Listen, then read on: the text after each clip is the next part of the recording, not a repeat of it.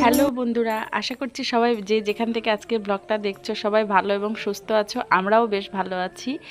আজকে একটা নতুন ব্লগে তোমাদেরকে অনেক অনেক ওয়েলকাম জানাচ্ছি। প্রত্যেকদিন সকালবেলা থেকে আমরা অনেক কাজ করে থাকি, কিন্তু সব দিন একই রকম কাজ দেখালে তোমাদের হয়তো বোরিং লাগবে, তাই জন্য এক একদিন এক একটা ক্লিপস তুলে রাখি তোমাদের সঙ্গে শেয়ার করার জন্য। তো দেখো, এখানে সকালবেলা আগের দিন যত জামা কাপড় কেচেছিলাম সব গাদা করা ছিল, সেইগুলোকেই এখন ভাঁজ করে নিচ্ছি। আর অন্যান্য সমস্ত কাজ হয়ে গেছে। আর সোনা এখন ওর পাপার কাছে আছে বলতে একটুখানি ঘুমিয়েছে। তো আজকে তোমাদের সঙ্গে দুটো তিনটে রেসিপি শেয়ার করব। তো চলো, ভিডিওটা কেউ স্কিপ না করে পুরোটা দেখতে থাকো, আশা করছি ভালো লাগবে। সোনাকে সকালবেলা আজকে দিয়েছিলাম হচ্ছে সুজির একটা রেসিপি। তো চলো রেসিপিটা তোমাদের সঙ্গে শেয়ার করি। এটা হচ্ছে সুজিটা আমি ঘি দিয়ে একটু সামান্য ভেজে নিলাম। সোনাকে এই প্রথম ঘি দিলাম, কারণ এর আগে কিন্তু ওকে ঘি দিইনি, এমনি সুজি করে দিয়েছিলাম, কিন্তু ওটা পছন্দ করেনি। লবণ চিনি ছাড়া কোনো কিছুই ও খেতে চাচ্ছে না। তো যেহেতু বাচ্চাদের লবণ আর চিনি দেওয়া ঠিক নয়, সেহেতু আমি ওর জন্য একটা অন্য পদ্ধতি অবলম্বন করেছি, হচ্ছে খেজুর অনেকটাই মিষ্টি হয়। আর দেখো, এখানে খেজুরে একটু পাল্প বের করে নিয়ে সুজির মধ্যে দিয়ে দিলাম। আর তার সঙ্গে দিয়ে দিচ্ছি হচ্ছে একটু ফর্মুলা মিল্ক। যেহেতু বাচ্চাদেরকে 1 বছরের আগে গরুর দুধ খাওয়ানো ঠিক নয় বলে এখন সবাই বলে বা ডক্টররা বলে থাকেন, সেহেতু অনেকে কিন্তু এই নিয়মটা মানে, কিন্তু গ্রামের দিকে অনেকে এই নিয়মটা মানে না। কারণ তারা বলে যে আমরা তো ছোটোবেলা থেকে গরুর দুধ খেয়েই মানুষ হয়েছি, তাই না? তো আমার বড় ছেলেকেও কিন্তু আমি 9 মাস থেকে গরুর দুধ খাইয়েছিলাম। সেক্ষেত্রে দেখতে হয় যে বাচ্চাদের গরুর দুধ খাওয়ালে পরে ওদের ডাইজেস্টিংয়ে কোনো প্রবলেম হচ্ছে কি না। যদি এরকম কোনো হজমে কোনো প্রবলেম না হয় তাহলে আমার মনে হয় কোনো ব্যাপার না। তবে যেহেতু এখন ডাক্তাররা না করে থাকে যে 1 বছরের আগে গরুর দুধ না দেওয়াই ঠিক, তবে আমাদের না দেওয়াই উচিত, কারণ একটা তো বছর, তাই না? ফর্মুলা মিল্ক বা ব্রেস্ট মিল্ক ওদের দেওয়া যেতেই পারে। দেখো, সোনার জন্য এই দুটো বেবি ওয়াইপস নিয়ে নিয়েছি। সেই যে লেবুর টুকরো মুখে নিয়েছে, আর সরাবে না। দাদাভাইয়ের টিফিনে একটু লেবু দেওয়া হয়েছিল, সেইটা নিয়ে খাচ্ছে।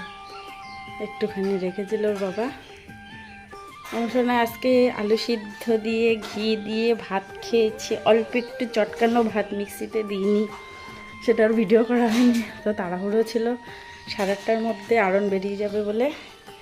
এবার সোনাকে একটু লেবু খাচ্ছে, দেখি লেবুর রস করে দেবো। এখন অ্যাপেল পিউরি করতে হবে। আমাদের রান্নাবান্না কমপ্লিট, এবার স্নান করবো। সোনা উঠেছে 4:45টার দিকে, আর একবার হচ্ছে 7:10 ঘুমিয়েছিল, উঠেছে এই 8টার দিকে। বেশ কয়েকদিন ধরে ভাবছি সোনার জন্য একটা হোমমেড সেরিলাক তৈরি করব, তা সময়ই হয়ে উঠছে না। আজকেও তোমাদের কাছে ক্ষমা চেয়ে নিচ্ছি, হোমমেড সেরিলাকটার লাস্টের অংশটুকু আমি হয়তো দেখাতে পারবো না। তো যেটুকুই তোমাদের সঙ্গে শেয়ার করছি, চলো। এখানে নিয়েছি মটর ডাল, ছোলার ডাল, মসুর ডাল আর হচ্ছে মুগ ডাল, আর তার চেয়ে একটুখানি সম পরিমাণে বা একটু বেশি হচ্ছে চাল। সমস্ত জিনিসগুলোকে আমি ভালো করে বেছে নিয়েছি, ভেতরে কোনো কাঁকড় বা পাথর আছে কি না। তারপরে এগুলোকে জল দিয়ে ভালো করে 3-4 বার করে ধুয়ে নিয়েছি, যতক্ষণ না এর একটা হোয়াইট কালারটা আর কি বেরিয়ে যায়। তারপরে পুরো জল সাদা হয়ে আসলে সেটাকে একটা স্ট্রেনারের মধ্যে নিয়ে একদম জল ঝরিয়ে রেখে দিয়েছি। আর তারপরে একটা থালার মধ্যে একটা শুকনো আর কি ন্যাকড়া বা কাপড় নিয়েছি, যেটা সুতির, সেটাই আর কি শুকাতে দিয়েছি। তো তারপরে আমি আর না ভিডিও করতে পারিনি। দেখো, এখানে সকালবেলার খাবার নিয়ে বসে পড়েছে, আলু সিদ্ধ, ডিম ভাজা, আর ছিল কচুমুখি সিদ্ধ আর ডাল সিদ্ধ। আজকে সকালের আমাদের মানে সকালের খাবার আর কি ব্রেকফাস্ট বা যেটা বলো সেটাতে এটাই ছিল।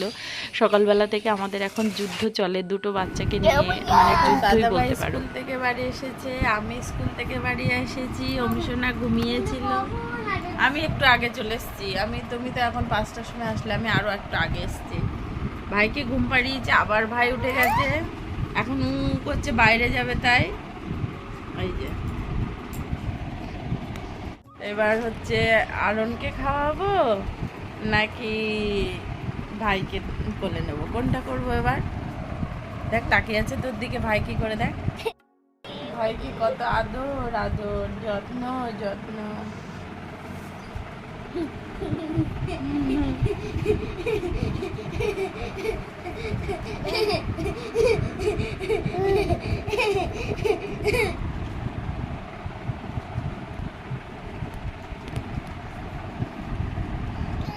থেকে বাড়ি এসে অমসোনা যখন ফিট করে প্রথম কাজ থাকে অমসোনা হচ্ছে পটি করা। প্রথমবারে পটি করেনি, ঘুম থেকে একটুখানি ঘুমালো, ঘুম থেকে উঠে এখন পটি করে দিল। আজকে রাবার শিটের মধ্যেই পটিটা করেছে, আজকে আর বিছানাই করেনি। প্রত্যেক দিন এসে আগে আমার বিছানার চাদরটা কাচতে হয়, কখন পটি করে দেবে তা বুঝিব কি করে, তাই না অমসোনা?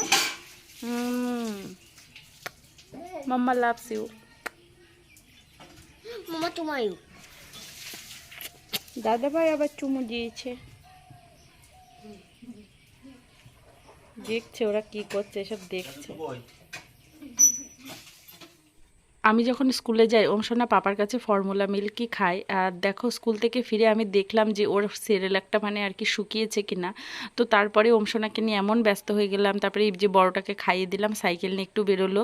অনেকে জানতে চেয়েছেন যেমন সূর্যেন্দু পাল যে আরণ এখন কেমন আছে। আরণ এখন অনেকটাই সুস্থ আছে, খাওয়া দাওয়াও ঠিকঠাক মতো করছে, কিন্তু ওমসোনা আবার খাওয়া দাওয়া একটু কম করছে। যেমন ওর অ্যাপেল পিউরিটা তৈরি করেছিল ওর বাবা আর কি, যখন আমি স্কুলে গেছিলাম ও খায়নি, তো আমি চেষ্টা করলাম খাওয়ানোর, কিছুতেই খেলো না। সব দিন আসলে বাচ্চাদের মুড ঠিক থাকে না, তো ভাবছি ওকে অ্যাপেল পিউরিটা এবার কদিন স্টপ রাখবো বা অন্যভাবে দেওয়ার চেষ্টা করব। তোমরা সঙ্গে থেকো, অবশ্যই রেসিপি শেয়ার করব, হয়তো রাইস অ্যাপেল বা অ্যাপেল সুজি বা অন্যভাবে হয়তো অ্যাপেলটাকে দেওয়ার চেষ্টা করব। বাচ্চাদের হেলথের জন্য অ্যাপেল পিউরিটা ভালো, কিন্তু যদি না খেতে চায় তাহলে তার পদ্ধতি আলাদাভাবে দিতে হবে। দেখো বিকালবেলা অমসোনাকে নিয়ে একটুখানি পাড়ার দিকে এসেছি।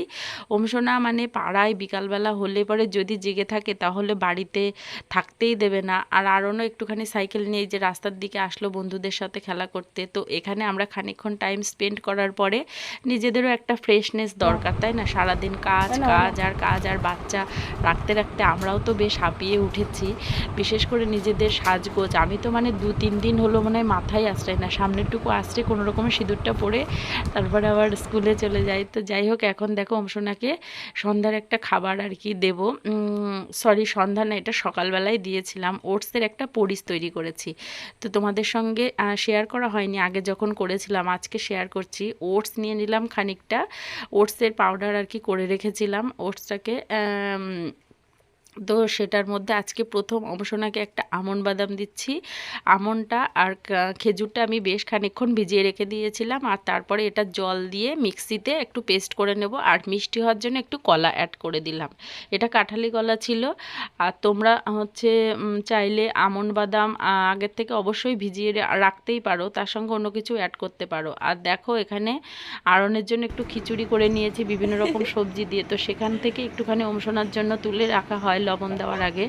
তো ওমসোনা কোনো দিন অল্প একটু খায়, কোনো দিন খায় না। কোনো দিন আলু সিদ্ধ দিয়ে ওকে হয়তো 2-1 বার মুখে দিই আর কি, গোটা ভাত আর কি যেটা আমাদের জন্য রান্না হয় সেটাই চটকে। কিন্তু ওমসোনা সবসময় কিন্তু খায় বা খায় না, কিন্তু চেষ্টা করছি বাইরের খাবারে ওকে অভ্যস্ত করার, হোমমেড সেরেলাক্স দিয়ে বাজারের সেরেলাক্স ওকে না খাওয়াতে। তো দেখো সেই যে ভিজিয়ে রেখেছিলাম, তো সেটাকে খানিকটা জাল করে রাখলাম ওটসটা, আর তার মধ্যে দিয়ে দিলাম ওই আর কি মিক্সিতে পেস্ট করা পেস্টটা। এটা না ভীষণ ভালো, হেলদি এবং ওয়েট গেন হয়, আর বাচ্চাদের ব্রেন ডেভেলপমেন্টের জন্য ভীষণ ভালো, কারণ এতে ধরো খেজুর আছে, আয়রন আছে যেটা, আর সেই সঙ্গে হচ্ছে আমন্ড বাদাম আছে। এর সঙ্গে তোমরা চাইলে ফর্মুলা মিল্কও অ্যাড করতে পারো, কিন্তু আমার সকালবেলা এতটাই তাড়া থাকে যে আমার আর অত মানে আইটেম করার আর সময় নেই সত্যি কথা। তো ওমসোনাকে এইভাবে আমি খাওয়াচ্ছিলাম প্রথমে, এদিকে আমার বড়টার খাওয়াতে হবে, টিফিন করতে হবে, স্কুলে পাঠাতে হবে, খাইয়ে দিতে হবে, ও এখন টিউশনি পড়ছে, আর তারপরে আবার আমাদের রান্না আছে। এই সমস্ত করতে গিয়ে এতটাই সময় মানে কম। তারপরে আমি ওর পাপাকে বললাম তুমি খানিকটা খাইয়ে দাও। আর ওমসোনা সবটা কিন্তু খায়নি, অল্প অল্পই খায়, ওই জন্য আমি চেষ্টা করছি যে 2-3টে খেজুর দিয়ে দিতে, কারণ ওই যতটুকু খাবার ও খাচ্ছে তো পুরোটা খাচ্ছে না, আর বাকি খাবারটা রয়ে যাচ্ছে, সেক্ষেত্রে পুষ্টিগুণ বা মাত্রাগুণটা একটু কম হয়ে যাচ্ছে। তো ওমসোনা এটা দেখলাম খেলো। আগের দিন হচ্ছে রুটি দিয়েছিলাম, সব রেসিপি তোমাদের সঙ্গে শেয়ার করা হয় না। আর আজকে আমি টিফিনে দেখো স্কুলে কিনে যাচ্ছি, এখানে মাছের ঝোল নিচ্ছি, হচ্ছে আজকে একটা গ্লাস কাপ মাছ বড় পেটি রান্না করেছিলাম, আর এখানে ধনেপাতা বাটা, আর হচ্ছে কলমি শাক ভাজা, আর এখানে দেখো একটা ভাত নিয়েছি।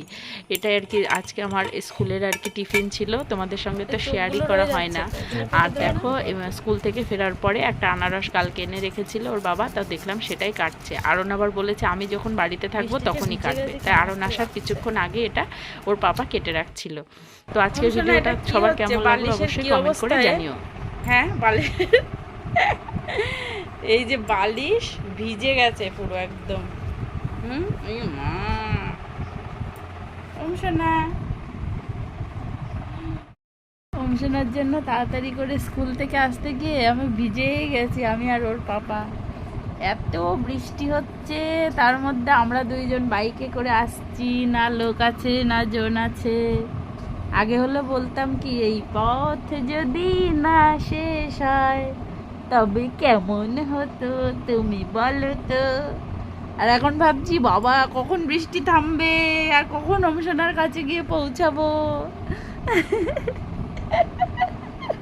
অংশনাও হাসছে যেন কত বোঝে, যেমন বিজ্ঞের মতো হাসছে যেন কত বোঝে, ভীষণ বোঝেও। হ্যাঁ, ফ্যান না চললে অংশনা ঠিক বোঝে যে হচ্ছে ফ্যানের দিকে বারবার তাকাবে, কারেন্ট আসছে না কেন, ফ্যান চলছে না কেন। এখন অংশনার জন্য হোমমেড সেরেলাকটা তৈরি করব, চলো সবাইকে দেখাই। চলো চলো চলো চলো চলো। একটা লেবু আমি খাচ্ছিলাম, তো ভাবলাম সেখান থেকে অংশনাকে একটু দিই। তো প্রথম 2-3 বার একটুখানি নিল, তারপরে আর নেয়নি। তো যেটুকু খেয়েছিল সেটুকুই তোমাদের সঙ্গে আর কি একটু ক্লিপস তুলে রেখেছি। ভিডিওটাতে একটা প্লিজ লাইক করে দিও, আর যারা চ্যানেলে নতুন আছে প্লিজ চ্যানেলটাকে সাবস্ক্রাইব করে দিয়ে আমাদের পাশে থেকো। আর যারা যারা আগের ভিডিওতে কমেন্ট করেছো, যেমন সুমনা সরকার, তারপরে সুলতানা ইসরাত, তোমাদেরকে অসংখ্য অসংখ্য ধন্যবাদ জানাই। এছাড়া আছে উর্মি ব্লগ। আর দেখো অংশনাকে আগের দিন রাত্রেবেলা রুটি দিয়েছিলাম, সেটা হচ্ছে কিভাবে তোমাদের সঙ্গে একটু শেয়ার করছি। রুটিটাকে আগে গরম জলে ভিজিয়ে রেখে দিয়েছি, আর এর সঙ্গে একটু খেজুর আর কি ভিজিয়ে রেখে দিয়েছি। খেজুর ভিজিয়ে রাখলে এরকম খোলাটা উঠে যায় আর কি, ওপরের যে একটা স্কিনটা থাকে। তারপরে দানাগুলোকে বেছে বাদ দিয়ে সেটাকে মিক্সিতে দিয়ে দিলাম। এবার রুটিটাও মিক্সিতে দিয়ে দিয়েছি, দিয়ে রুটির যে একটা পেস্ট মতো তৈরি হয় সেটাই আর কি নিয়ে, তারপরে খেজুরের ওই পাল্পটার মধ্যে একটু ফর্মুলা মিল্ক দিয়ে তার মধ্যে দিয়ে দিয়েছি। তো তার সঙ্গে রুটির এই পাল্পটা দিয়ে অংশনাকে একটু খাইয়েছিলাম। অংশনা পুরোটা খায়নি, তবে যেটুকু খেয়েছে সেটুকুই। তো আজকের ভিডিওটা এখানে শেষ করছি। রেসিপিগুলো কেমন লাগলো অবশ্যই কমেন্ট করে জানিও। সবাই ভালো থেকো, টাটা।